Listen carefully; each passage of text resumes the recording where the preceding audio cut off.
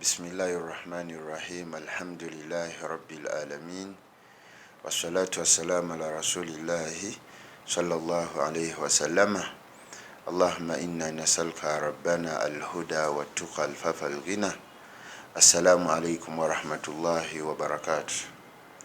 Alhamdulillah, Allah waffe lubeerera tumutendereza, tumusaba Allah ow'ekitiibwa abeere nga oteekamu abo daiman abadan, abongera mu maaso n'okubeera nti tumutendereza kuba mu butuufu agwanirwa okubeera nti atendezebwa buli kaseera buli kadde bonna. Tusabira ekitiibwa Muhammad sallallahu alaihi wasallama yabeera nti alafuuba n'okubeera nti tutufuna eddiini eno gye tuyina, era nyongera mu maaso n'okubakubiriza nti buli omu yenna yeesuneko okuba nti ali wansi wa Nabbi Muhammad sallallahu alaihi wasallama. Abatulaba mwenna ku Labaika Islam Media, alhamdulillah, mbebaliza ddala okubeera nti musubscribinga, mwongera maaso n'okubeera nti mubeerako okubeera nti tujjukanya n'eddiini yaffe. Allah kyabeera nti bannaye atukubiriza nti omuntu yenna wandibadde ogezaako okubeera nti otuusa ekyo kyonna ky'obeeyize ku ddiini yo, n'abo bonna abakyuliriza bandibadde bagezaako nnyo okulafuubana okubeera nti mu TikTok accounts zammwe, mu YouTube zammwe, kyemusinga okubeera nti mulafuubana okubeera nti mufuna yeddiini, okubeera nti mufuna okumanya kw'eddiini yammwe. Inshallah taala tukomyewo ate era okubeera nti twejjukanya, tuli ku musomo gwaffe ogwe bayita ogw'okusaba ogwa addua, okubeera nti tusaba Allah ow'ekitiibwa nga bwe twayogera nti addua huwa al-ibada. Nabbi waffe Muhammad sallallahu alaihi wasallam atulaga nti okusaba Allah mu butuufu eba ibada, era guba mulimu mulungi omuntu gwakola Allah n'agusiima ennyo.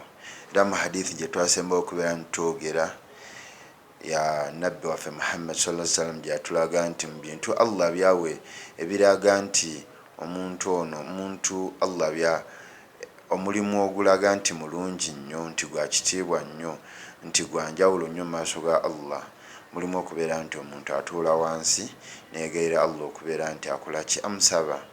Era mu butuufu ne tunuulira nti mu butuufu omwanadamu yenna yandibadde Allah tamulinda kumusaba mu bizibu byokka.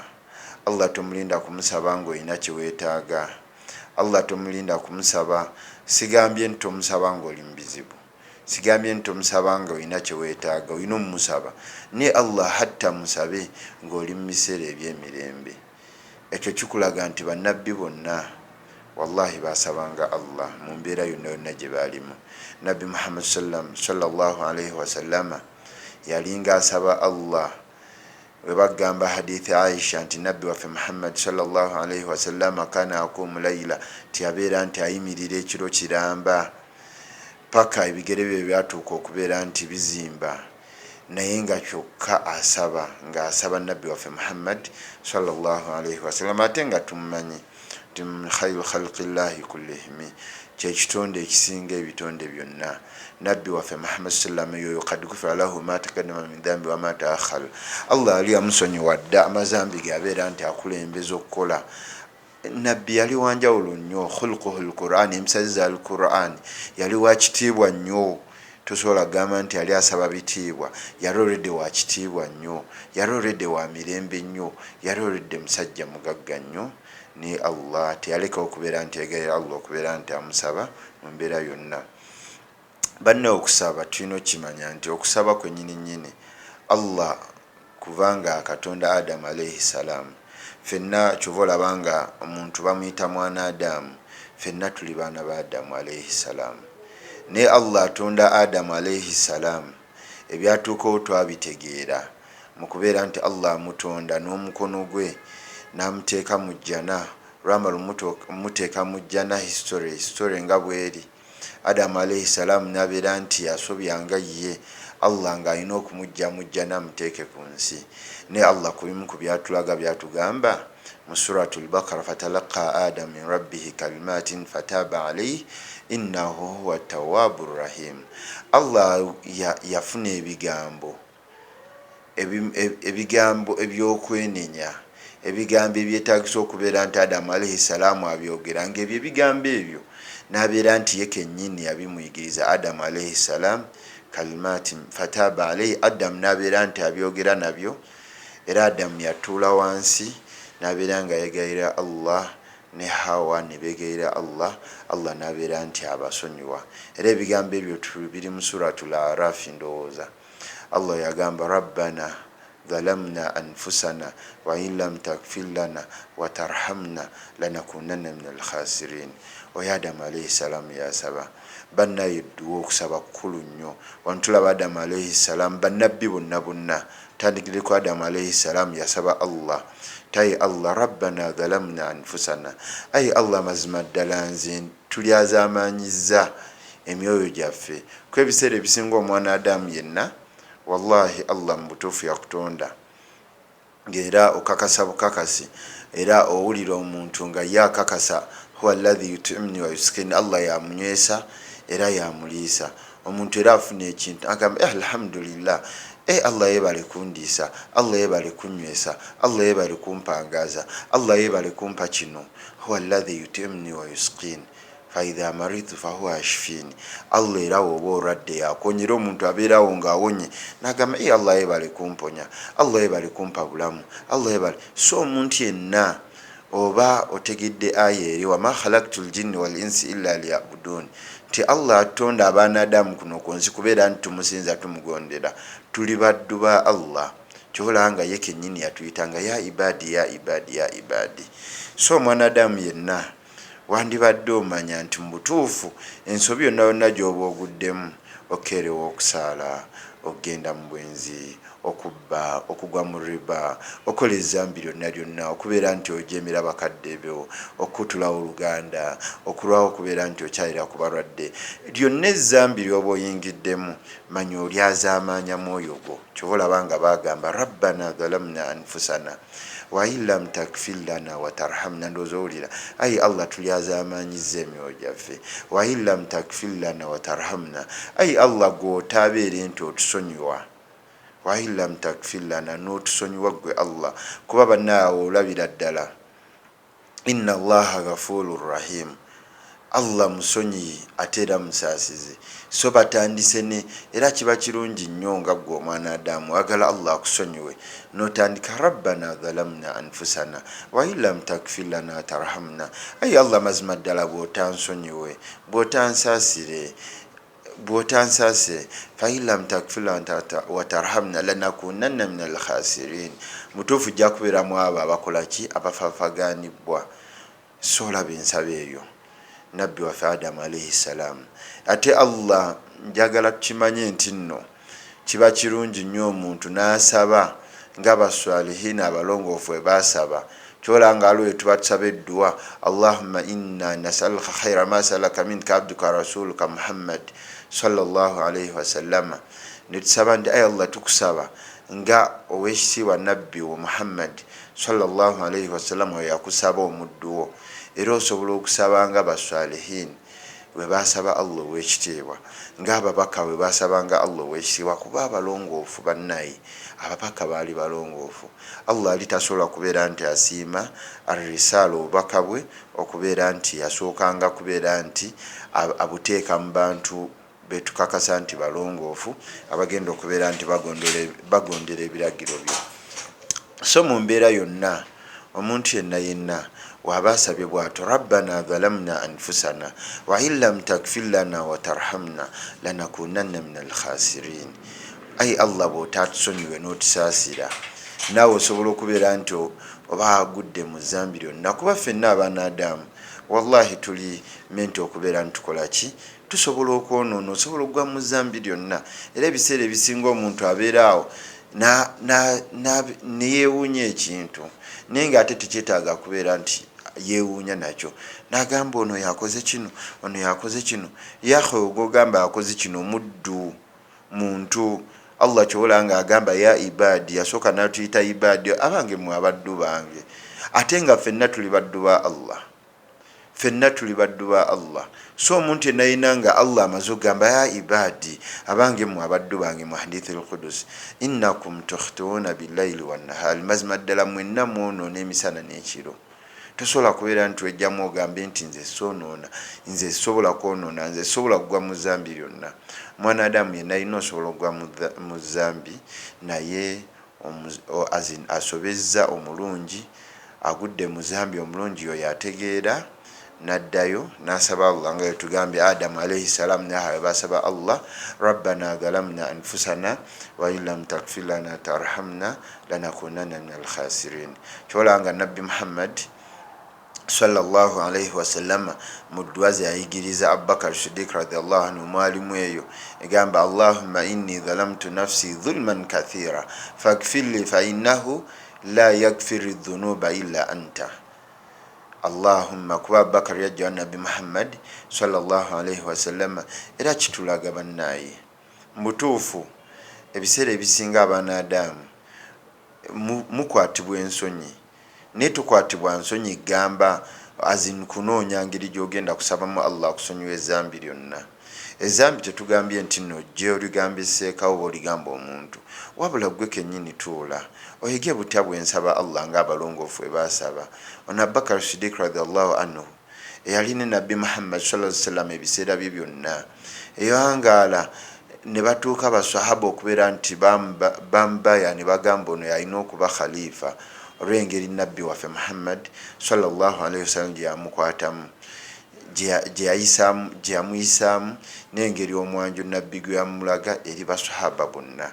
So mu butuufu okubeera nti Abubakar Siddiq radiyallahu anhu ajjeewa Nabbi Muhammad sallallahu alaihi wasallam, oli Abubakar Siddiq alina ekitende ekyo ekyokubeera nti Siddiq ffenna tumanyi n'engeri gyafunamu ekitonde kya Siddiq ow'amazima eyakkiriza Nabbi Muhammad sallallahu alaihi wasallam. Yagamba nti Nabbi waba yayogedde ekigambo ekyo nti ava mu ggulu, ekyo kituufu, sobola kubeera nti muwakanya, n'abeera nti afuna ekitende ekyo ekya Siddiq. Naye yajjeewa Nabbi waffe Muhammad sallallahu alaihi wasallam namugamba bannaaye nsabe ntya Allah wange w'ekitiibwa wembanga nsobeza. Namugamba ogamba Allahumma inni zalamtu nafsi dhulman kathira faghfirli fa innahu la yaghfiru dhunuba illa anta. Allahumma inni, mazima ddala Allah w'ekitiibwa mutuufu abaana Adamu baganda bange abatulaba, baganda bange abali eyo mu mbeera yonna yonna, wallahi kimanye nti Allah munene, kimanye nti Allahu wal Ghafur, kimanye nti Allahu wat Tawwab, kimanye nti Allahu war Rahman, huwa ar-Razzaq dhul quwwati al-matin, huwa al-Fattah wa khairul fatihin, kimanye nti Allahu wal Ghaniy, huwa al-Mujibu. Allah ebitende byonna byonna bibye. So mu mbeera yonna yonna oba okitegedde manya nti wallahi mu mbeera yonna osobezza dda ku musaalo. Gamba Allahumma inni zalamtu nafsi dhulman kathira faghfirli fa innahu la yaghfiru dhunuba illa anta. Ay Allah, mazima ddala mutuufu zalamtu nafsi, ndyazamanyiza nnyo omwoyo gange dhulman kathira, emirundi mingi, wallahi emirundi mingi nga tulyazamanya emyoyo gyaffe.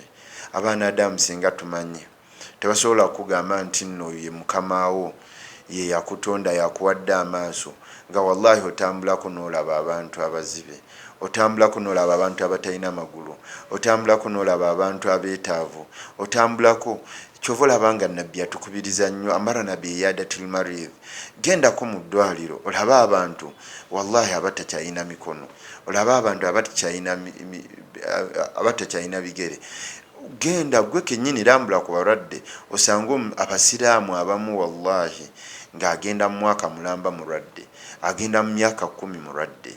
Bameka mu bo Allah batutte? Incidents mwagirabye, abaagira emipiira, omuzannyi naye yabadde yakamala, ali mu myaka gye, ali mu good life mu mbeera yonna, muzannyi wa club emu ya Liverpool, naye Allah n'abeera nti mu myaka gye gyennyini Allah n'amujjulula. Naye gwe Allah gwakyadde obulamu, lwaki tobeeraawo ng'omusaba ng'omwebaza ng'omutendereza kyolanga Allahumma inni dhalamtu nafsi dhulman kathira faghfirli. Mbutuufu tukimanyi bulungi ebiseera bya covid ebyatuukawo bameka mu bo abagezaako okubeera nti omukka guno gwe tussa wallahi wa intaudu nimatallahi mutuufu tetusobola kubeera nti tubala ebyengera Allah byatuwadde, tetusobola kubeera nti tubibala ne tubimalayo, wabula tulina kubeera nti tukola ki, tubyebaza. So omuntu yenna oteekebwa okubeera nti mu butuufu baada swala Allahumma inni dhalamtu nafsi dhulman kathira faghfir li fa innahu la yaghfiru dhunuba illa anta.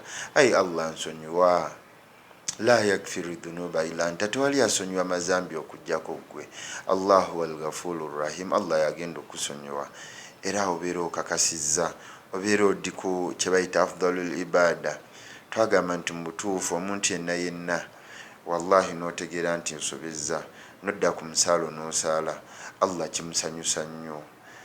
Kyova olaba nga twagamba agala nnyo kye bayita annafsul lawama, omutima ogudde eriye ne gubeera nti gumusaba.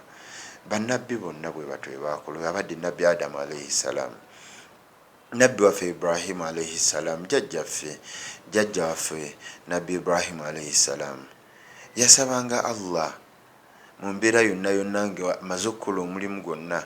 Ffenna tumanyi bulungi nti nabbi waffe Ibrahimu alayhi salaam olwamala okuzimba Kaaba, wa idh yarfau Ibrahimu alqawaida min albayt wa Ismail, amaze okuzimba ennyumba ya Allah ey'ekitiibwa Kaaba, naye nga amaze ogizimba bw'ati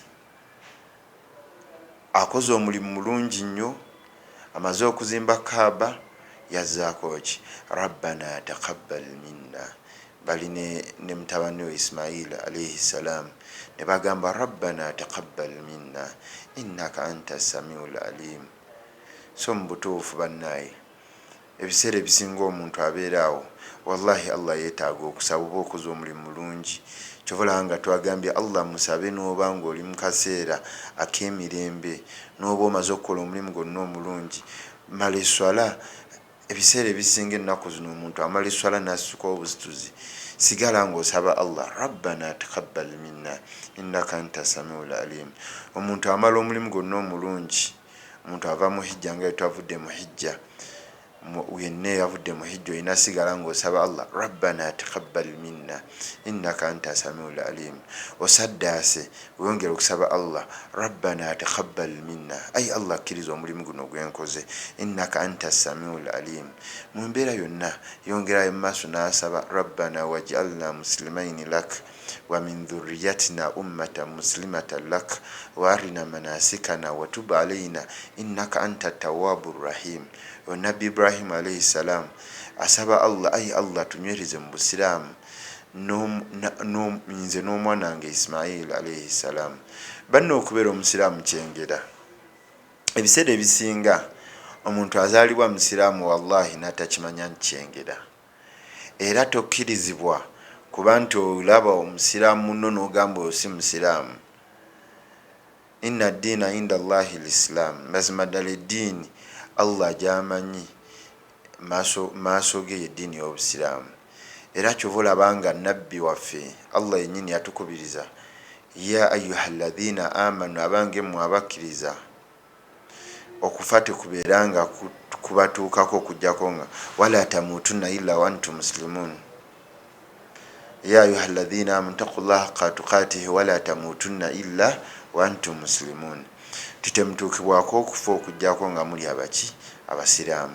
Kyova olabanga mu adhkaari za Nabbi Muhammad sallallahu alayhi wasallama mwalimu y'okubeera nti agamba nga alhamdulillahi alladhi ala fitrati, alhamdulillahi alladhi ala ni'mati lislam wa kafa biha min an-ni'ma. Tai Allah nkwebaza olw'ekyengera eky'obusiraamu. Mwalimu asbahna ala fitrati lislam wa ala kalimati likhlas wa ala dini nabiyina Muhammad sallallahu alayhi wasallama, nti mu butuufu nkwebaza Allah asbahna okubeera nti onkezezza ku kyengera eky'obusiraamu, onkezezza nga ndi ku bubumbwa bwa nabbi Ibrahim alayhi salaam. So mu mbeera yonna omwana Adamu yenna wandibadde webaza ekyengera eky'obusiraamu, wandibadde webaza ekyengera eky'obusiraamu. Kyobola nga nabbi atukubiriza nnyo ye buli swala n'agamba man kala raditu billahi rabba wa bil islami dina wa bi Muhammad sallallahu alaihi wasallama wajabat lahu aljanna. Allah mukolaki, Allah kakasako ejjana. So mu mbeera yonna omuntu yenna yandibadde akolaki, yandibadde yenyumirizaamu ng'asaba Allah abeere nga amunywereza ku ddiini. Era ne mudwaza nabbi Muhammad sallallahu alaihi wasallama mwalimu Allahumma ya muthabbit alqulubi wal absar thabbit qalbi ala dinika. Ekyo nabbi yakisaba khulquhu alquran. Allah gwe yatuma n'obubaka nakisaba qudwatun hasana, fenna tubeere nga tukirabirako, obeere nga ogamba Allahumma ya rabbana ya muthabbita alqulubi wal absar. Ai Allah gwanyweza emitima n'oginywereza ku gwanyweza emitima, gwakyusakyusa emitima. Beera nga omutima gwange, beera nga omwoyo gwange ogunywereza ku ddiini ey'obusiraamu. So wano kyetubaddeko nabbi Ibrahim alaihi salam yasaba Allah, bannabbi bonna basabanga Allah rabbi, nga nabbi Ibrahim alaihi salam yasaba Allah, ai Allah ow'ekitiibwa nkwegayirira nkusobere nga omwana wange n'abaana abagenda omuvaamu. Ebiseera ebisinga omuntu abeeraawo wallahi abaana ne bamukyankalanako, ogenda okulaba omwana alokose. Ebiseera ebisinga biri mu famire zonna, ogenda okulaba omwana akulokoseeko naye nga kivudde ku ki? Obadde tusaba. Nina omuntu gwe mmanyi wallahi kimukabya n'amaziga n'agamba bannayiseeka simanyi kyakukola, nze mu butuufu omwana namusomesa eddiini n'asoma paka naggalama n'asomera ddala, n'omwana wange mu butuufu yalokoka. Omwana wange yalokoka, omwana wange kati pasita. Mu mbeera yonna teekebwa okubeera nitusaba Allah ow'ekitiibwa abeere nga atunywereza ku ddiini, n'abaana baffe nga bannabbi bwe babeera nti basaba. Bannabbi bonna basabanga hunaalika daa Zakariya rabba qaala rabbi habli min ladunka dhurriyatan tayyiba innaka samiu du'a. Bannabbi bonna basaba. Nabbi Zakariya yasaba Allah ow'ekitiibwa hunaalika daa Zakariya rabba qaala rabbi habli min ladunka dhurriyatan tayyibatan. Yasaba ai Allah nkusobere nga nange ongabirira ezzadde, ongabirire omwana omulongoofu, ongabirire nfune ku mwana ng'amaze akaseera kangi. So mu mbeera yonna bannayimba kubiriza nga tusembewo ne nabbi waffe Muhammad sallallahu alaihi wasallama yasinga okusaba n'asaba. Era edduwa ze twagambye tugenda okubeera nituyitamu tewali nsonga kubeera nti wabula dduwa ezo tugenda kuba tuzijja ku nabbi waffe Muhammad sallallahu alaihi wasallam. Yatuyigiriza butabwe tusaba mu ngeri yonna la mania lima ataita wala mu'tiya lima manata wala yanfau dhal minkaldu. So mu mbeera yonna bannaye mbakubiriza okuba nti mu butuufu ibaada ze tulina okusinga okukola mulimu okubeera nitusaba. Beera ng'osaba mu mbeera yonna gy'olimu, beera ng'osaba mu mbeera yonna gye weeraliikirira, beera ng'osaba n'oba ng'oli mirembe nga baswalihina ne bannabbi abalongoofu bwe baasaba. Batabiina baasabanga Allah, baswalihina bonna baasabanga Allah nga bamwegayira mu mbeera yonna. Baneetukutukawo nkolagana yonna Allah, beera ng'osaba Allah. Okusaba ibaada enkulu ennyo nga yetwagamba ismul jamilu kul ma yuhibbu Allahu wa yarda min al-aqwal wal a'mal adh-dhahir wal batin. Tuyinza kugamba nti okusaba kuno omuntu kwagenda okubeera nti yeekutula agambe nti bannaaye nsaba Allah ow'ekitiibwa. Kyova olabanga ate kyennyumye kyakyo nti mu butuufu ate bw'okyusa n'obeera nitusaba Allah, oba ogenda mu zambi eddene, oba ogenda mu shiriki okubeera nti ogasseko Allah n'ekintu ekirala, oba ogenda kugwa mu bintu ebirala, mazambi amalala amanene. So omuntu yekka gwe tuteekebwa okubeera nitusaba ye Allah. Fa idha sa'alta fas'alullah.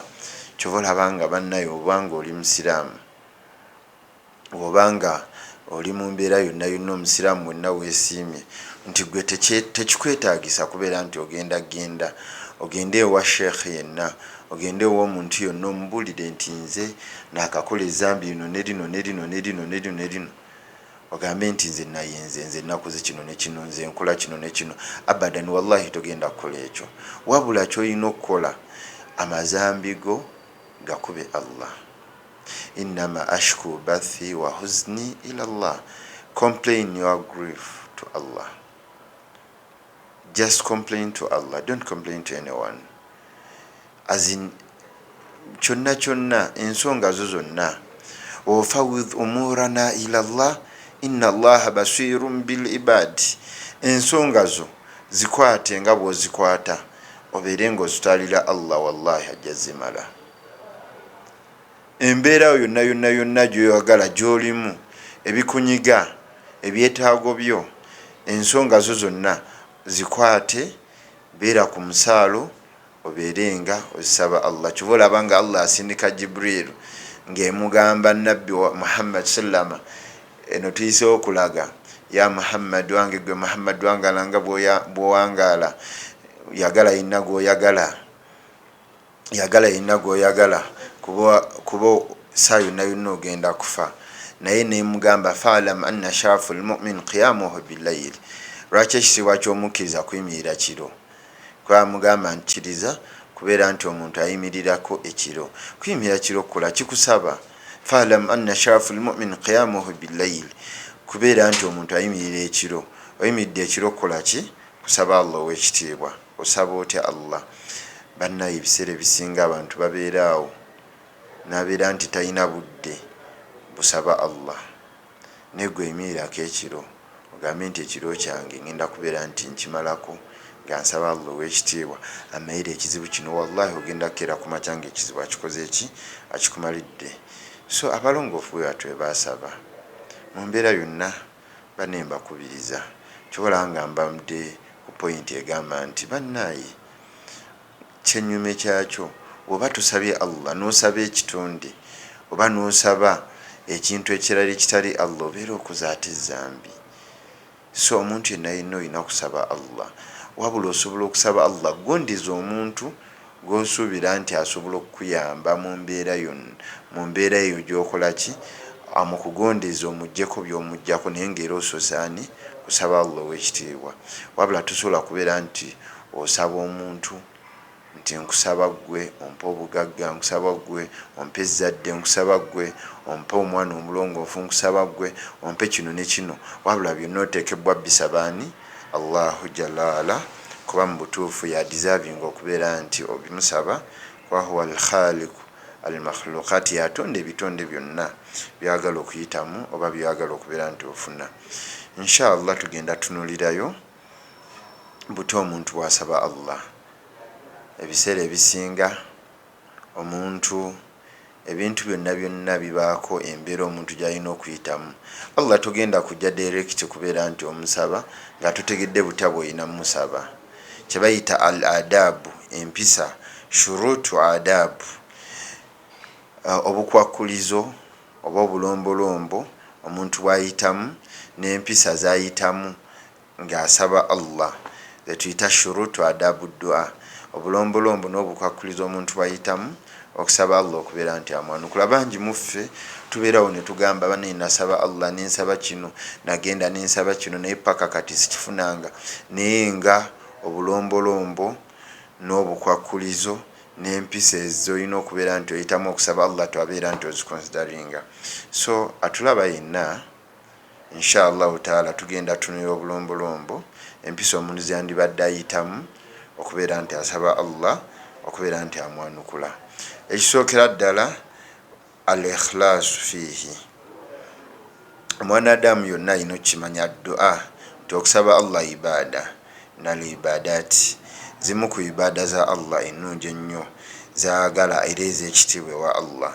Era mu bimu ku biraga omuntu nti agonze nti mugonvu eri Allah, nti era kuba omuntu twagambye nti bwodda ku musaala oba olaze at-taat, oba olaze obugonvu eri Allah, ate ng'ekyo Allah kyasinga okubeera nti atwagalamu nga ffe abaana Adamu. So omuntu aba alaga obugonvu yeetaaga okubeera nti alaga nti mubeeramu ikhlaasi, okukola ng'okola ku lwa Allahu jalla ala. Saba Allah ng'omusaba bil ikhlaasi, ng'omusaba mu butuufu, ng'okakasa nti Allah agenda kubeera nti akumalira, agenda kubeera nti akwanukula, agenda kubeera nti akusiima. Kyolaba nga ye kennyini yatugamba wa anna almasajida lillahi fala tad'u maa Allahi ahada. Allah asooka n'atugamba mazima ddala emizikiti gya Allah, wa anna almasajida lillahi fala tadu maa Allahi ahada. Tetulina kusabiramu nga tusaba Allah yekka n'enniya entukuvu, nga tusaba Allah nga tukakasa ti Allah yagenda otumalira. Wama umiru illa liyabudu llaha mukhlisina lahu ddin. Kyova labanga nga wetugambye nti okusaba ibaada, kimanye nti ibaada zonna zonna zirina obulombulombo bubiri. Obulombulombo akasooka al ikhlas, okubeera nti okola omulimu ogwo gwokola ng'okola lillahi taala, ng'okola kura Allah.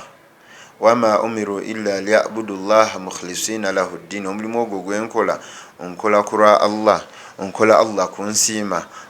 So olina okusaba Allah ng'oli khalisa lillah, nga weewadde okura Allah, ng'osaba Allah akusiima mweyo ibada gy'okola, ng'osaba edduwa z'ogenda okusaba Allah abeere nti azaanukula. Kyova olabanga Allah yennyini yatugamba fadu llaha mukhlisina lahu ddin walau kariha alkafirun. Tumusabe Allah mu butuufu, osabe Allah nga naye okakasa nti Allah agenda kukwanukula. Kyova olabanga etwatusaba Allah ebiseera ebisinga tuteekamu ne tusaba Allahumma ya rabbana indakhala shaqqa, okubuusabuusa ekujja mu ddwa gye tusaba, wannifaaku n'obunanfuusi, okubuusabuusa kusobola okujja omuntu ng'asaba naye olina okukisaba nosaba Allah nkwegayiridde, okubuusabuusa ekujja ku ddwa muno gye nkusaba, n'obunanfuusi n'okubeera nti mbuusabuusa nti oba tugenda kubeera nti onnyanukula. Allah nkwegayirira nsonyiwa, si kye kibadde. Ne riya, okubeera nti omuntu asaba naye nga ali mu kabandabe, bandabe nga bwensaba edduwa empanvu, bandabe nga bwensaba, bandabe nga bwemmanyi Olwarabu, bandabe nga bwempanisa ennyo emikono, bwandabe. Kyova olabanga kiri kye twagambye waalam anna shaafu lmumin qiyamuhu billayl, tekitiibwa ky'omukkiriza kuyimirira kiro, kuba ekiro twali agenda kulaba. Era n'ekitiibwa ky'edduwa ebiseera ebimu gebeera mu kasondako oli wekka, oli mu dduuka onyuse, abantu bonna bagenze, oli mu ofiisi yo tewali alimu, beera mu kasondako, saba Allah ow'ekitiibwa, wallahi ajja kubeera nti akwanukula. Kyolanga yatugamba fadu llaha mukhlisina lahu ddin, musabe Allah nga mu butuufu, mwewaddeyo, mwewombeese, mwenna musuubira nti Allah agenda bbanukula, walau kariha alkafirun, yadde abo abatakkiriza, abatali basiraamu bakitamu ekyo, okubeera nti omuntu yeewaddeyo n'asaba Allah ow'ekitiibwa. So mu mbeera yonna banemba-kubiriza. Kyova olabanga Abdullah bun Abbas atugamba, nabbi waffe Muhammad sallam atugamba idha sa'alta fas'alullah, woba osabasaba Allah, era woba weesigamira fastain billah, noba weesigamira olina kwesigamira Allah. Kyova olabanga tugamba iyyaka na'budu wa iyyaka nasta'in, ayi Allah gwe tusinza era gwe twesigamira. Allah alitumala omumutendereza nigamba alhamdulillahi rabbil alamin arrahmani rrahim, amatendo gonna amajivu ga Allah, arrahmani rrahim, ow'ekisa ekingi era omusaasizi, maliki yawmiddin, kabaka olunaku lw'enkomerero, nogattako iyyaka na'budu wa iyyaka nasta'in. Omaze omugamba iyyaka na'budu, mazima ddala gwe Allah gwe twesinza, iyyaka na'budu wa iyyaka nasta'in, era gwe Allah gwe tukola ki, gwe twesigamira. Kyova olabanga lwetusaba Allahumma laka alhamdu kullu wa laka shukuru kullu wa ilayka yurja'u al-amru kullu, Allahumma iyyaka na'budu wa laka nusalli wa nasjudu wa ilayka nas'a. Waliwo wetusaba Allah bwettu, era wano kiba kiraga lwatu nti otegedde ensonga zo, nti mu butuufu olina kwesigamira Allah, twali mulala gwolina kwesigamira atali Allah. Weesigamira Allah agenda kukumalira. Allah gwolina okusaba mu mbeera yonna. Wonaasaba Allah bw'otyo, mutuufu ojja kuba olaze ikhlas mu kusaba Allah ow'ekitiibwa. Bakubiriza bannaaye, ffenna abali eyo, inshallah leero tugenda kukwatako akalombolombo kamu, naye we tunajja tujja kubeera nti tumalayo obulombolombo obwo, naye nga kyenjagaddemu al ikhlas, tubeere nga tukimanya nti edduwa okusaba Allah ibaada. ibaada eba yeetagisa obulombolombo. Akalombolombo akasooka al ikhlas, okubeera nti osaba Allah n'okubeera nti okakasa nti Allah agenda kwanukula. Osaba Allah yekka, osaba Allah osaba Allah akusiime. Wama umiru illa liya'budullaha mukhlisina lahu ddin. Tokikola birriya. Onaaba okikoze nga Allah omusabye bi ikhlas, Allah ajja kubeera nti akwanukula. Nga tugambye nti ono ibaada tosobola kulekawo kalombolombo kalala katuusa ibaada yonna. Amutabaati nabiyina Muhammad sallallahu alaihi wasallam. Sabanga nabbi bwasaba, sabanga nabbi bwayigiriza. Nabbi alina engeri gyayigiriza omuntu gyalina okusabamu, gye tugenda okubeera nitutunuulira nga tutunuulira empisa ze tulina okuyitamu nga tusaba Allah ow'ekitiibwa abeere nga atwanukula. Bangi mu bannaffe, bangi muffe, bangi mu baganda baffe abeerawo n'agamba nze Allah musaba naye tannyanukula, nze Allah musabye kino ne kino naye takimpa, nze Allah ndi mu mbeera bwe nti naye takola ki, tannyanukula. Naye ng'ate weerabidde nti mu butuufu oyinza okuba nga engeri gy'osabamu Allah si yentuufu. Saba Allah ow'ekitiibwa ffenna abeere nga atuteebesa okubeera nti anukula edduwa zaffe zonna zetumusaba. Saba Allah ow'ekitiibwa abeere nga atuwa okubeera nti tumusaba ebyo byonna byetumusabye tubeere nti tubirabako. Saba Allah ow'ekitiibwa abeere nga tuteekamu abo abantu abalongoofu abagenda omusabanga buli daiman abadan, abeere nga atwanukula. Saba Allah abeere nga atumalira ebyetaago byaffe. Saba Allah abeere nga atuwa irimu egenda okugasa umma. Saba Allah abeere nga atukulembera mirimu gyaffe gyonna. Subhanaka Allahumma bihamdika nashhadu an la ilaha illa anta nastaghfiruka ilaik walhamdulillahi rabbil alamin.